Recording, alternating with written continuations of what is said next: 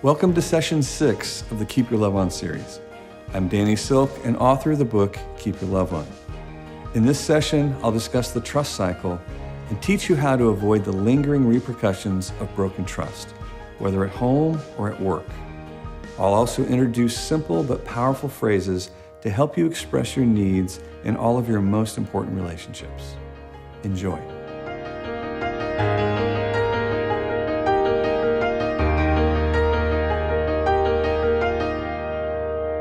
Tonight, I'd like to talk to you about the trust cycle.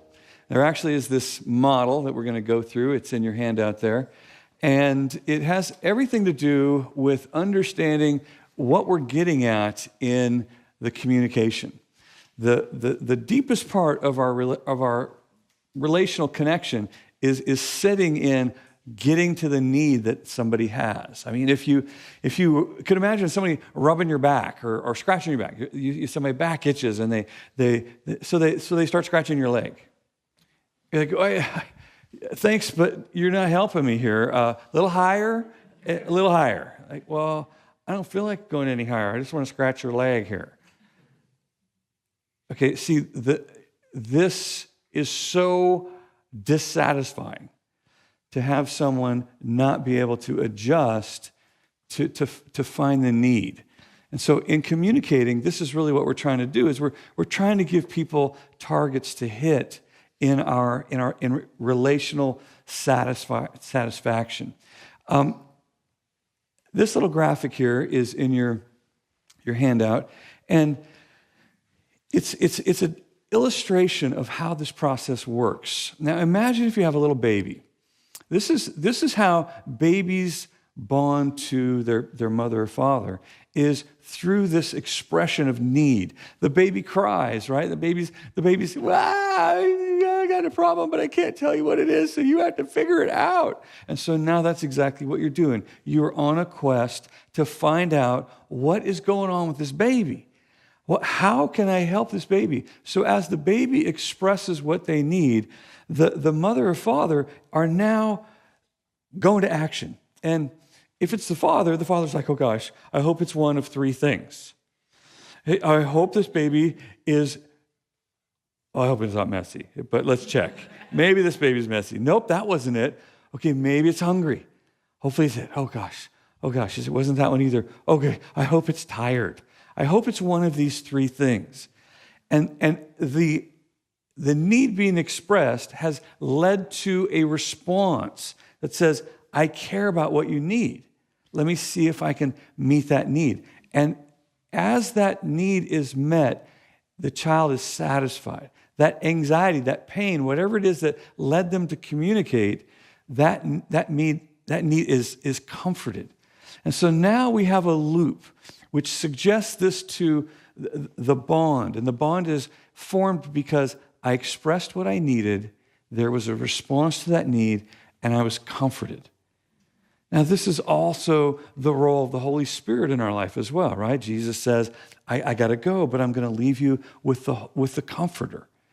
Because as we learn to express what we need, and there's a response from heaven, and our need is met, there's an ease that comes from that. And this is where this is where that connection process begins to accelerate between people. And just imagine, this is how we relate. This is, I express what I need, there's a response. You express what you need, there's a response. And this is how we build this connection. Now, conversely, we have a life cycle of what happens when we don't meet that need. And this is how you create a mistrust cycle, where the person communicates what they need, but there's no response. So they're left in their pain. They're left in their struggle. They're left in their anxiety to just deal with it. Well, it isn't too long before they begin to pick up that in this relationship, it's not safe. It's not safe to communicate what I need because it either gets neglected or there's a reaction that doesn't meet the need. And so this ongoing loop now begins to destroy truth. It begins to destroy trust. It attacks that bond and that connection.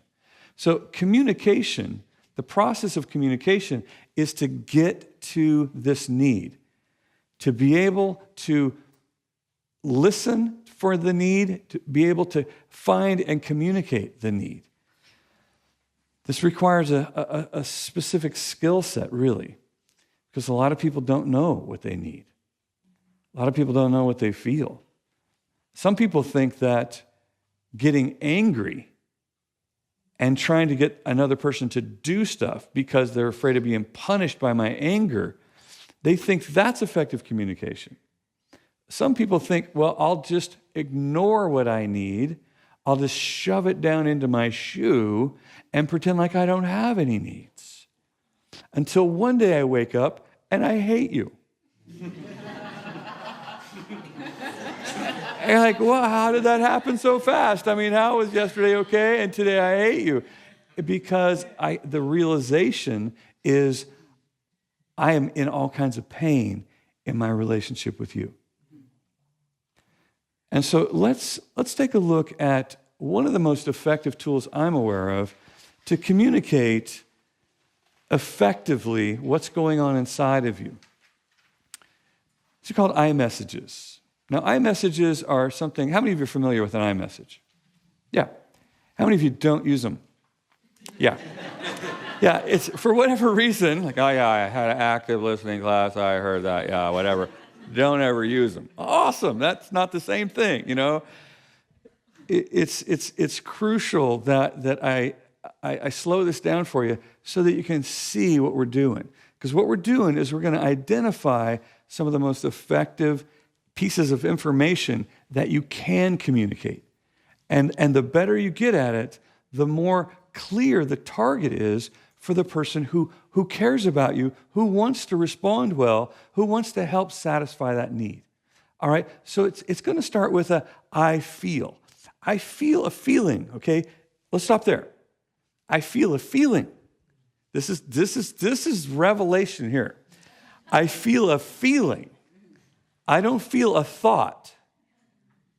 Okay, so if you find yourself saying something to the effect of, I feel like, and as soon as you hear yourself say like, stop.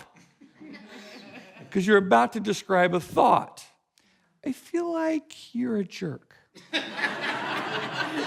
know, now, I feel like you act like your mother. See, what you're not describing you're not describing what's going on inside of you are describing a thought. If you can insert the word think in your sentence and it makes sense, it's not a feeling. I think you're a jerk. Makes sense, doesn't it? Yeah, that's a thought. That's a judgment. I think you act like your mom. That's a judgment. That's a thought. But you can't say, I think hurt. I think rejected. I think disconnected from you.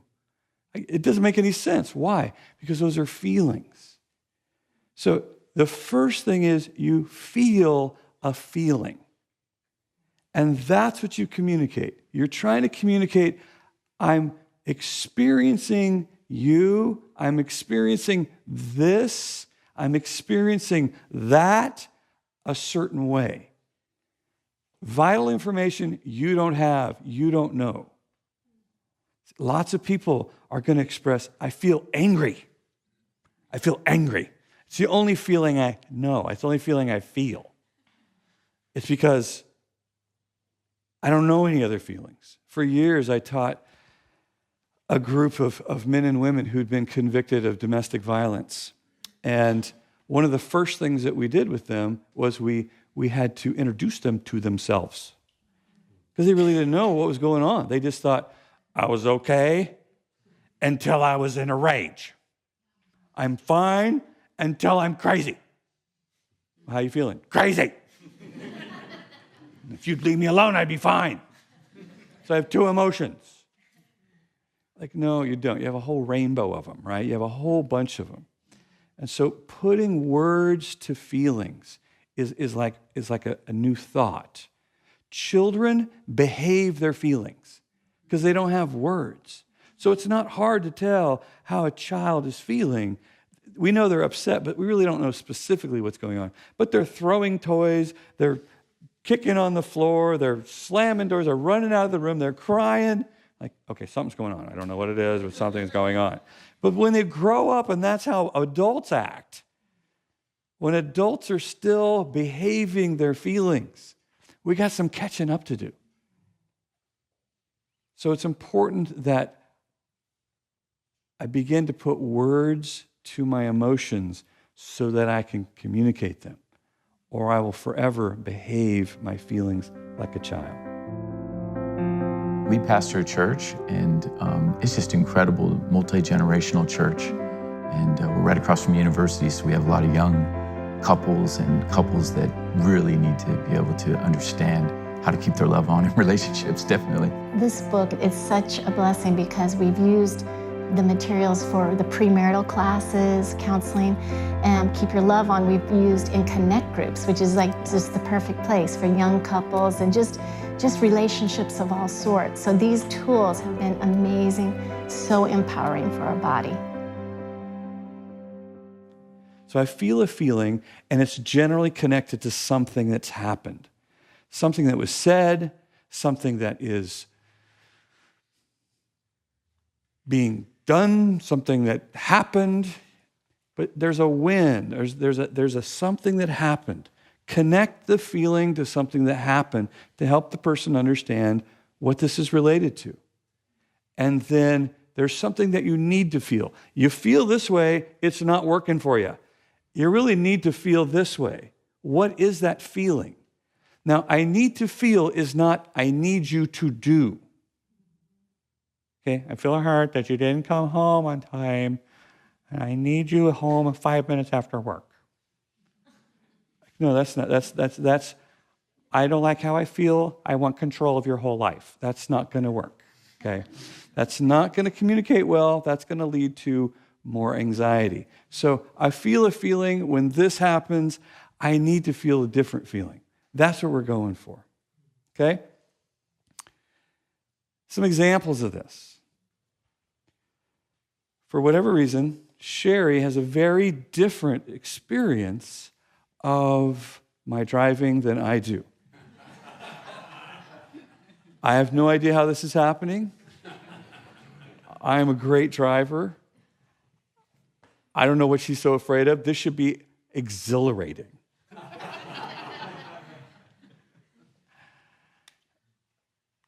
We're headed down the road together, and she is trying to communicate to me that she is not having any fun. And I'm having the time of my life. She gets angry. She starts to communicate what she thinks of me. You're going to kill us. You drive like a maniac. You need to slow down. What's the matter with you? Well, I disagree with everything she just said. I disagree with what you just said. Therefore, it's invalid. Because I'm having a completely different feeling than you. One of us is crazy. Let's see which one of us. It's you. That was easy. That was so easy. See, this is why it's so important that I'm paying attention to the feeling that somebody else is having. Because what I'm doing, the way I'm driving, is damaging my relationship with my wife. The way I'm handling what's going on in her experience of it is damaging our relationship. So as soon as I realize she's not angry, she's not trying to control me, she's scared.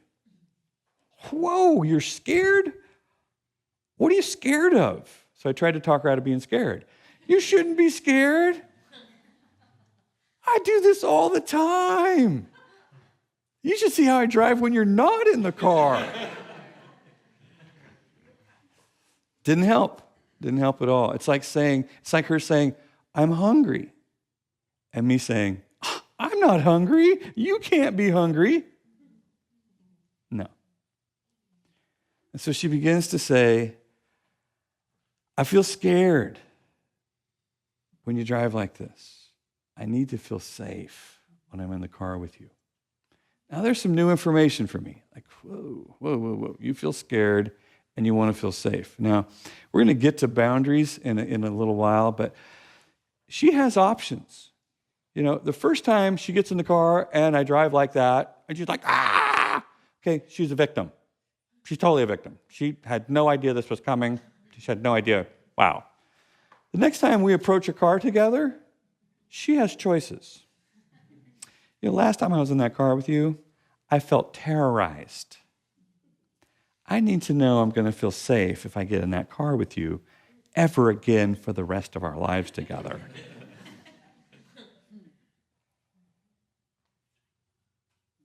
She has a choice. She could take another car. She's powerful. But she gave me some really great information. If I choose to minimize it or neutralize it, then it leads to me behaving in such a way that she feels like she needs to protect herself from me. And now we have a disconnection. Now that anxiety flows in. Now we have two scared people with the worst of who they are on the surface trying to control each other. And so that's why the way that we communicate, it sends a message of value. It sends a message of care. It lowers anxiety. It's minimizing the experience of fear between us. It hurts me when you talk to me like this. I need to hear about you. And I need to feel valued while we talk. Remember, last session we talked about you tell me about you because you're an expert on you. You're not an expert on me. And I will tell you about me. This is the conversation. The conversation is, let me tell you about what's going on inside of here. I'm an expert on what's going on. I actually live in here. I live in here. Let me tell you about it. And you live in there. Tell me about it. So in this conversation, we're lowering anxiety by A, telling you clearly who's in here, giving you really great information to work with. Because it's in that information that you can make as good a decision as you possibly can to help meet a need that I have. So now when Sherry and I drive around, I'm aware that there's a certain line. There's a line. I find that line, but I know where it is. And she says, okay, you're scaring me. All righty, okay, all right. Because I never want to scare you. It's never my goal that you would be afraid of me. Never. I know the consequences of blowing past that information. So I want you to know I will adjust when I understand what it is that you need. Because in our communication, the deepest level of communication is finding what you need and meeting that need. And it's also, I love when we're together. I love it when things are like this. I love this experience. I want to experience this more often. It's also a positive communication of what it is that I want you to know that I really enjoy about what we're doing. This is more good information. So as we begin to master this I message, I'm mindful that I could be telling you a thought, instead of a feeling, because thoughts are less vulnerable. When I say I feel like, and then I describe a thought, it's really about something out there. It's not about who's in here. But I feel sad. I feel hurt. I feel lonely. I feel disconnected. I feel rejected. I feel punished. I feel exhilarated. I feel happy. I feel loved. I feel connected. These are feelings. This is the good information that I want to give to you. And what is it that I need to feel? Well, it's just the opposite generally, I feel scared and punished. And I need to feel loved and safe in our conversations. This is generally a pretty healthy adjustment. It takes practice. It takes time. It takes the goal of connection. But when the goal is connection, it affects the tools that you use to communicate. There's a lot of application in the business arena as well. I think it's very much like a personal relationship. It's one of those things that's going to take time, and they're going to have patience, because you can't go in with, now I'm going to trust my employees and expect them to really perform much differently that next day. It's something that's going to have to be nurtured, those relationships, like a personal relationship. So I wouldn't look for any, real big ROI on it for months down the line, but ultimately, it's got to be effective for them. Most of us are scared to be hurt or controlled in our relationships. Therefore, being vulnerable and revealing our feelings and needs seems counterintuitive, but it is also one of the most effective ways to build lasting intimacy. Knowing the truth sets us free. Exchanging the truth will help us deepen levels of trust. So keep your love on, everybody.